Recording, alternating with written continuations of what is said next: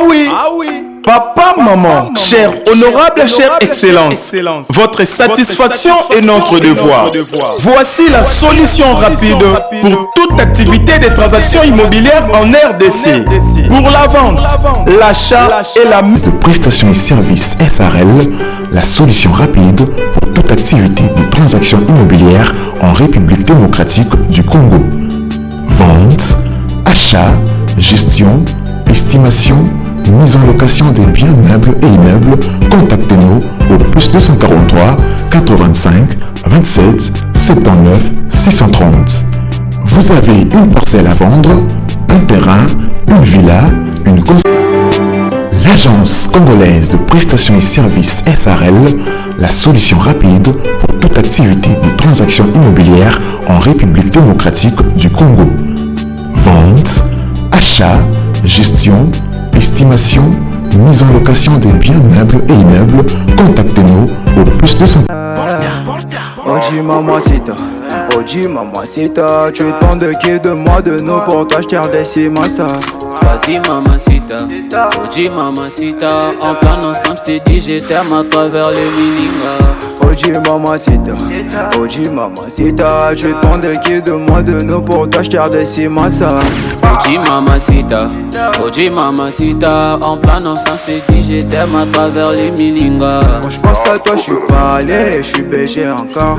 Tu t'en fous de mes reproches et de mes erreurs qui sont moches. La bonne j'arrange mes souvenirs dans la rage de deviens raille. Mbote libota na ngai mbote na biso esengo mingi yako lakisa biso ndako oyo eza ndeka tozomona chantier babandaki kotonga batole basali ba makambo nyonso etikalaki kaka ba finition na ndenga kati na ndenga libanda kobongisa et puis kotia clôture mais mukolo na yango azoteka yango ba soumettre biso yango po to présenter bino mais to sala ndenge to sala to kena makadam. Awa tozana boulevard Lumumba biso na soto yebi boulevard Lumumba ndenge ezali yango yo donc boye ekema luku ezozonga Kinkole tozana quartier Baumbude na Kinkole donc oyo eza route principale pona kolakisa bino ke quartier eza vraiment habité à part ba place musupe to kolakisa lisusu oyo eza ba voisin ya lupangu na biso oyo tozo présenter bino wana awa tozo kota siko avenue tolobara toujours que tolaksara boye pona kolakisa environnement ya lupangu environnement ndenge ezali ndenge quartier ezotonga mela ndenge eza kitoko tokotana tokomi OK yango tozongi siko pona ko expliquer bien ko décortiquer ndenge ndaku ezaleli.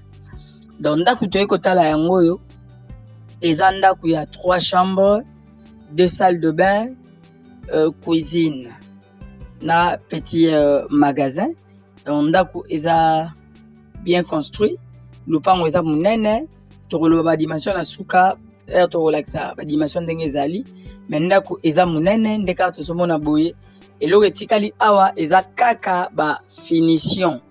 Donc wana nde to relaxa boye tokoluka tokota na kati tobima libanda tolakisa bino mopandi ndenge ndako etongami bomoni partir se etongamaki mo récent mais kota likolo place o babeta batol nde bautaki kosilisa ndako yango donc komaki na moment ya bafinition komi na moment ya bafinition propriétaire azoteka yango donc parking yango eza monene parking ekozala ata pour 5 véhicules donc espace vraiment ezali na ndenge liboso ya munene espace ezali ndeka biso nyonso tozomona bon to baluka na mpe ndako voilà donc awa tozo baluka ndako tomona ba voisin ndenge bazali bato nini ovanda na bango place moko omona mpe eta ya ndako ndenge ezaleli donc wana tozo baluka tozopesa prix ya lupango ndenge ezali omona quartier ndenge eza construit o na sima lupango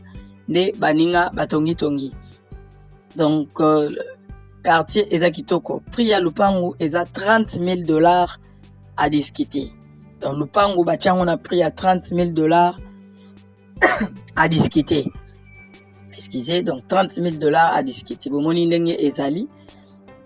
ato baluki na ndenge asima donc balingi basala ba modification moko mike ndenge ezalaka toujours ato to baluki pour na dimension donc lupango ebandi awa ezopesa biso largeur nango kokota na kati ya lupango nde tozokende mwa mbangu ezopesa biso 15 mètres de longueur de largeur et puis le lupango na biso esuki awa tokobaluka na ndenge mulai tina nsima ndako tokokoma wana ezopesa biso 18 mètres donc mapango ya quartier baumbu mingi bakataka ba 15 mètres sur 18 15 mètres sur 18 15 mètres sur 18 donc eza bongo $30,000 à discuter donc place totelemi awa tina mur wana ezopesa biso 18 mètres voilà.